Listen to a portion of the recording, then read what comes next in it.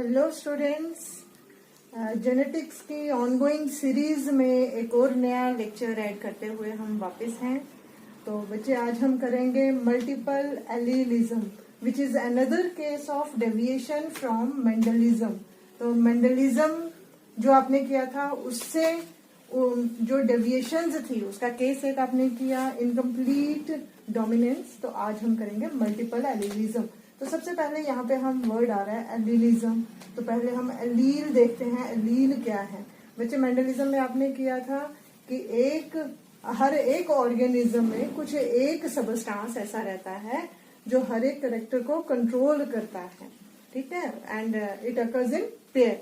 तो pair of factors, हमने उसको नाम दिया था फैक्टर्स का।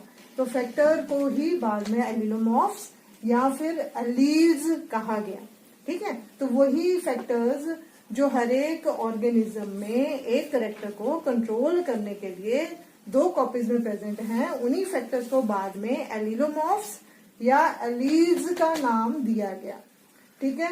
तो अब मल्टीपल एलीलिज्म क्या है? It is the phenomena of presence of more than two alternative forms of a factor or allele in a population. तो एक पॉपुलेशन में दो से ज्यादा फैक्टर्स का प्रेजेंट होना इज मल्टीपल एलीलिज्म, ठीक है। तो बच्चे देखिए, एक हाइब्रिड ऑर्गेनिज्म में आपने किया था F1 हाइब्रिड्स बनते हैं।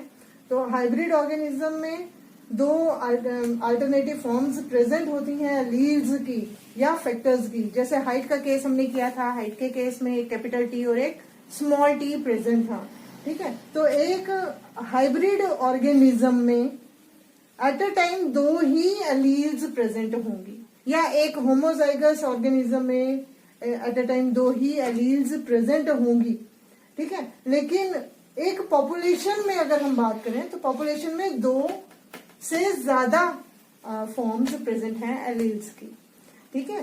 तो देखिए, जैसे एग्जांपल्स बहुत सी हैं इसमें। जैसे आई कलर इन ड्रोसोफिला अगर हम देखें तो आई कलर एक करेक्टर है, इसको कंट्रोल करने के लिए 15 जीन्स हैं। ड्रोसोफिला तो आपने देखी ही होगी। ड्रोसोफिला को हम फ्रूट फ्लाई भी कहते हैं। जनरली फ्रूट्स अगर आपने बास्केट में रखे हुए हैं तो बास्केट में छोटी छोटी सी फ्लाइज, बिल्कुल छोटी स्मॉल साइज्ड फ्लाइज आ जाती हैं, वही ड्रोसोफिला है। तो इसमें आई कलर को कंट्रोल करने के लिए अबाउट 15 जीन्स हैं या 15 एलील्स हैं। और अगर हम रेबिट में कोट कलर देखें, रेबिट के बाहर बॉडी का जो कलर है, हेयर कोट का कलर जो है वो कंट्रोल होता है बाय 4 एलील्स और 4 जीन्स और 4 फैक्टर्स इन अ पॉपुलेशन। ये बात याद रखिएगा कि ये जो जीन्स हैं या एलील्स का नंबर है, ये एक ऑर्गेनिज्म में नहीं है, ये एक पॉपुलेशन में है, ठीक है। और ब्लड ग्रुप इन मैन, ये बेस्ट एग्जांपल है मल्टीपल एलीलिज्म की, कि जिसमें एक करेक्टर है ब्लड ग्रुप और इसको बहुत सारे 3 फैक्टर्स कंट्रोल करते हैं, 3 एलील्स कंट्रोल करते हैं, ठीक है। तो ये केस हो जाता है मल्टीपल एलीलिज्म का, जिसमें एक पॉपुलेशन में एक करेक्टर को कंट्रोल करने के लिए दो से ज्यादा एलील्स प्रेजेंट हैं, दो से ज्यादा जीन्स या दो से ज्यादा फैक्टर्स प्रेजेंट हैं, ठीक है। एग्जाम्पल हम लेके चलते हैं ब्लड ग्रुप की। तो इसमें देखिए क्या है, जो ब्लड ग्रुप इन मैन है उसको कंट्रोल करता है जीन, जिसको हम रिप्रेजेंट करते हैं बाय द लेटर आई, ठीक है। अब ये जो आई है ये 3 फॉर्म्स में प्रेजेंट है, इसकी 3 एलिलिक फॉर्म्स प्रेजेंट हैं, ठीक है। इसको हम आई ए, आई बी या स्मॉल आई से रिप्रेजेंट कर सकते हैं, ठीक है। अच्छा, अब देखिए, ये जो आई ए है या आई बी है या स्मॉल आई है, इनमें डिफरेंस क्या है कि अगर ये एलील प्रेजेंट है किसी ऑर्गेनिज्म में, तो उस ऑर्गेनिज्म के ब्लड के आरबीसी में एक प्रोटीन, आरबीसी के प्लाज्मा मेम्ब्रेन पे एक प्रोटीन प्रेजेंट होता है जिसको हम एंटीजन कहते हैं। तो इस ऑर्गेनिज्म के आरबीसी के ऊपर जो एंटीजन है उसको हम एंटीजन ए से डेजिग्नेट करते हैं, ठीक है। और यहाँ पे हमने डिफरेंट शेप से ये बताने की कोशिश कर रहे हैं कि क्या डिफरेंस है इन डिफरेंट एलील्स में। आईबी जिस भी ऑर्गेनिज्म के बॉडी के अंदर प्रेजेंट होगा ये एलील, तो उसमें आरबीसी के प्लाज्मा मेम्ब्रेन के ऊपर एंटीजन बी बनेगा, और स्मॉल आई जिस भी ऑर्गेनिज्म के अंदर प्रेजेंट होगा उसके आरबीसी पे कोई भी एंटीजन प्रेजेंट नहीं होगा। एंटीजन जैसे मैंने आपको पहले ही बताया क्या है, एक प्रोटीन है जो प्रोटोप्लाज्मिक मेम्ब्रेन के ऊपर प्रोटीन्स प्रेजेंट होते हैं। ठीक है, अच्छा अब देखिए ये 3 एलील्स किसी भी कॉम्बिनेशन में प्रेजेंट हो सकते हैं। जैसे मैंने कहा एक पॉपुलेशन में 2 से ज्यादा एलील्स प्रेजेंट है, लेकिन एक इंडिविजुअल में एट ए टाइम 2 ही, कोई भी दो ही एलील्स प्रेजेंट होंगे। ठीक है, तो जैसे IA भी हो सकता है, ठीक है, दोनों सेम हो सकते हैं, या IA भी हो सकता है। ठीक, वैसे ही IA भी हो सकता है, या IB भी हो सकता है, IB भी हो सकता है, या last of all small I भी हो सकता है। तो ये 6 कॉम्बिनेशंस बन सकते हैं जीनोटाइप्स के, IA IB, या हम इसको IB सेम चीज है, इसको हम बार बार नहीं लिखेंगे इसलिए एक ही बार बता दिया। तो IA IB IB small I. तो ये 6 कॉम्बिनेशंस हो सकते हैं इन एलील्स के। ठीक है, इतना समझ में आया बच्चे? जो पॉपुलेशन है, पॉपुलेशन में तो 3 एलील्स हैं ब्लड ग्रुप को कंट्रोल करने के लिए, लेकिन एट ए टाइम एक इंडिविजुअल में इन तीनों में से 2 ही एलील्स प्रेजेंट होंगी। ठीक है, अब देखिए, अब हम देखते हैं कि इस जीनोटाइप की वजह से क्या फिनोटाइप होगा, मतलब ब्लड ग्रुप कौन सा होगा। अगर IA है मतलब IAB A एंटीजन बना रहा है, IAB A एंटीजन बना रहा है, तो ब्लड ग्रुप A होगा।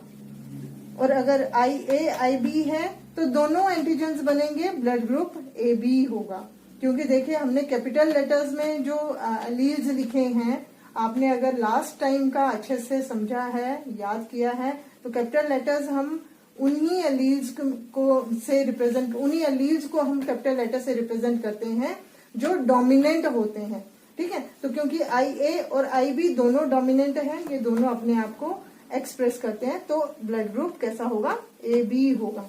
वैसे ही I अगर कॉम्बिनेशन होगा, ये तो A एंटीजन बनाएगा, और ये रिसेसिव है, क्योंकि स्मॉल लेटर में लिखा है तो आपको पता चल जाना चाहिए कि ये रिसेसिव है। ठीक है, तो इसमें एंटीजन A ही बनेगा। ठीक है, अच्छा वैसे ही IB होगा तो B एंटीजन बनेगा, B ब्लड ग्रुप है।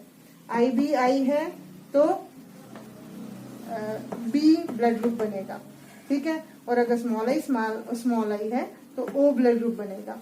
अब हम इसका देखते हैं, हम इसको पिक्चर डायग्राम की हेल्प से समझने की कोशिश करेंगे कि होगा क्या। कि देखो A ब्लड ग्रुप के जो आरबीसीज हैं उनमें A एंटीजन प्रेजेंट होगा। ठीक है, और AB ब्लड ग्रुप के जो आरबीसीज हैं उनमें A एंटीजन के साथ साथ B एंटीजन भी प्रेजेंट होगा। यहाँ पे हमने सिंपली इन एंटीजन्स की शेप डिफरेंट करके आपको समझाने की कोशिश की है। अगर सिमिलरली यहाँ पे भी A ब्लड ग्रुप है तो वही A एंटीजन प्रेजेंट है, B है तो B एंटीजन प्रेजेंट है। यहाँ पे AB में दोनों एंटीजन प्रेजेंट है, और अगर O ब्लड ग्रुप है, O ब्लड ग्रुप में कोई भी एंटीजन प्रेजेंट नहीं होगा।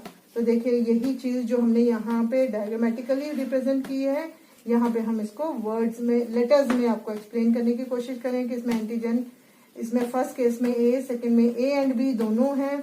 यहाँ पे A एंटीजन, यहाँ पे B, और इसमें O ब्लड ग्रुप में कोई भी एंटीजन नहीं बनता, ना A एंटीजन है ना ही B एंटीजन है। अपने इसी करेक्टर की वजह से जो O ब्लड ग्रुप है, it is the universal donor group. ठीक है, मतलब ये जो O ब्लड ग्रुप है वो किसी भी ऑर्गेनिज्म को दिया जा सकता है, A को, AB को, B को या O को। ठीक है, तो ये यूनिवर्सल डोनर ग्रुप है। जबकि देखिए ये जो एंटीजन है, इसी एंटीजन के अगेंस्ट हमारे ब्लड में एंटीबॉडीज भी बनती हैं। ठीक है। अगर ए एंटीजन है तो एंटीबॉडी जो है वो इसके बिल्कुल ऑपोजिट बनेगी, ए के अगेंस्ट नहीं बनेगी। अगर ए एंटीबॉडी बनेगी तो ब्लड क्लॉट कर जाएगा। ठीक है, तो ए एंटीबॉडी नहीं बनती इसके अगेंस्ट। जब अगर आरबीसी में ए एंटीजन है तो एंटीबॉडी बी बनेगी। अगर ए एंटीजन भी है और बी एंटीजन भी है तो ना तो ए के अगेंस्ट एंटीबॉडी बन सकती है, ना एंटीबॉडी ए बन सकता है, ना ही एंटीबॉडी बी, तो कोई भी एंटीबॉडी नहीं बनता। और यहाँ पे देखिए क्योंकि कोई एंटीबॉडी नहीं है, देखो जो यहाँ ब्लड क्लॉट तभी होगा कि जब एंटीजन और एंटीबॉडी आपस में रिएक्ट कर जाए। तो अब यहाँ पे तो एंटीबॉडी है ही नहीं कोई, तो इसीलिए ये जो ब्लड ग्रुप है ए बी ब्लड ग्रुप जो है, ये कोई भी ब्लड ग्रुप किसी भी ब्लड ग्रुप का ब्लड रिसीव कर सकता है। तो दैट इज वाई इसको हम यूनिवर्सल रिसिपिएंट कहते हैं। तो सेम केस हेयर है, यहाँ पे जो हमने फर्स्ट केस में बताया था, ए ब्लड ग्रुप वाला ऑर्गेनिजम्स में एंटीबॉडी बी होगी, बी में ए एंटीबॉडी होगी, और ओ ब्लड ग्रुप के इंडिविजुअल्स में एंटीबॉडी ए भी है और बी भी होगी, जिसकी वजह से देखो इसमें एंटीबॉडी दोनों हैं, ए भी एंटीबॉडी है और बी भी एंटीबॉडी है। तो मतलब इसमें कोई भी अगर बी एंटीबॉडी का भी ब्लड इसमें ऐड किया तो इसमें क्या हो जाएगा, ए के साथ वो रिएक्ट कर जाएगा, बी वाला किया तो ए के साथ रिएक्ट कर जाएगा, ए का किया तो बी के साथ रिएक्ट कर जाएगा। तो ये जो है ओ ब्लड ग्रुप के इंडिविजुअल्स किसी और ब्लड ग्रुप का कोई ब्लड ग्रुप रिसीव नहीं कर सकते हैं। ये यूनिवर्सल डोनर्स तो हैं, लेकिन रिसीव वो सिर्फ अपना ही ब्लड ग्रुप कर सकते हैं। ठीक है, तो यहाँ पे देखिए ये एक बहुत अच्छा एग्जांपल है मल्टीपल एलिलिज्म का, जिसमें एक करेक्टर एक ही है ब्लड ग्रुप, और इसको कंट्रोल करने के लिए 3 एलील्स या 3 जीन्स या 3 फैक्टर्स एक पॉपुलेशन में प्रेजेंट हैं। ठीक है, तो this is what multiple allelism is. तो अब हम देखते हैं कि ये मल्टीपल एलिलिज्म का रीजन क्या है, ये इस ओरिजिनेट कैसे हुआ। ठीक है, तो देखिए वही कि जो जीन में म्यूटेशन हुई होगी, लेकिन ये म्यूटेशन डिफरेंट डायरेक्शंस में हुई होगी। जैसे देखिए यहाँ पे एक ही जीन, जैसे सेम जीन थी आई, ठीक है, वो डिफरेंट डायरेक्शंस में इसमें म्यूटेशंस हुई, चेंजेस आई, सडन चेंजेस एकदम डिफरेंट डायरेक्शंस में आई। मतलब देखिए ये कितना डिफरेंट बन गए, एक तीनों जो है वो एक दूसरे से कितना डिफरेंट बन गए कि ए एंटीजन, इसमें ए एंटीजन बना बिल्कुल डिफरेंट बी एंटीजन से। ठीक है, तो अलग अलग डायरेक्शंस में म्यूटेशंस हुई, जिसकी वजह से मल्टीपल एलिलिज्म आया।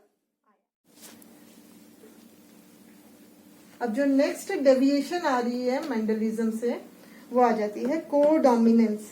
तो कोडोमिनेंस जैसे वर्ड से ही पता चल रहा है, साथ में डोमिनेट करना। ठीक है, पिछले उसमें लेक्चर में आपने देखा था, हमने इनकम्प्लीट डोमिनेंस पढ़ा था। उसमें क्या था कि उसमें जो हाइब्रिड है वो एक इंटरमीडिएट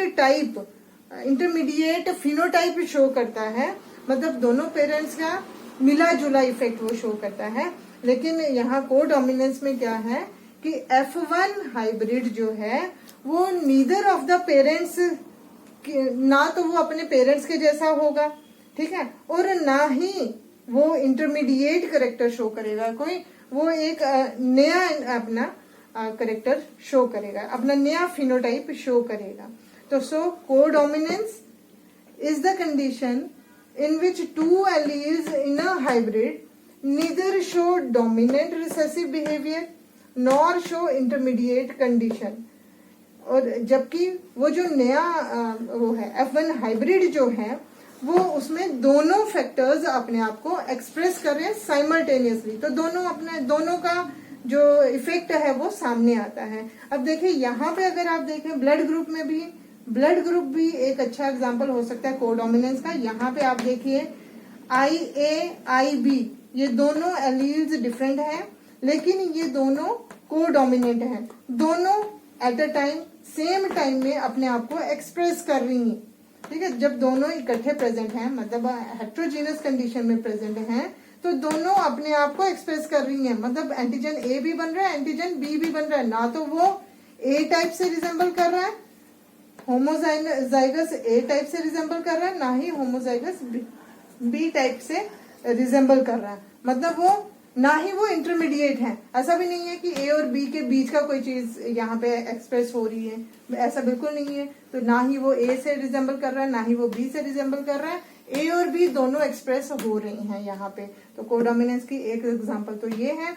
दूसरा एग्जांपल आ जाती है हमारे केटल में। तो चलिए वो आगे हम करते हैं। अब देखें बच्चे, केटल में हेयर कलर भी कोडोमिनेंस शो करता है। तो देखिए जो हेयर कलर अगर आपने देखा होगा केटल में, काउज में दो डिफरेंट कलर्स तो आपने देखे होंगे। ब्राउन, जिसको हम रेड यहाँ पे लिख रहे हैं, तो ब्राउन कलर का हेयर हो सकते हैं या व्हाइट कलर का केटल हो सकते हैं। ठीक है, तो यहाँ पे ब्राउन या रेड कलर को हम आर से रिप्रेजेंट कर रहे हैं, और व्हाइट को हम आर डैश से भी रिप्रेजेंट कर सकते हैं, जैसे कि आपने ब्लड ग्रुप के केस में किया था। या फिर आप इनको एंटायरली डिफरेंट अल्फाबेट से रिप्रेजेंट कर सकते हैं, जैसे हम यहाँ पे कर रहे हैं डब्ल्यू से आप इसको रिप्रेजेंट कर सकते हैं। तो ये दोनों जो फैक्टर्स हैं ये दोनों डोमिनेंट हैं। ठीक है, ये कोई भी दूसरे को ना तो रिसेसिव ना तो सप्रेस कर पाएगा, और ना ही कोई इनके बीच का इंटरमीडिएट फिनोटाइप बनेगा F1 में। तो देखिए सेक्सुअल रिप्रोडक्शन अगर हम इनकी करवाएं तो गैमीट फॉर्मेशन के बाद F1 जनरेशन बनेगी, जिसमें कैपिटल R और कैपिटल W है।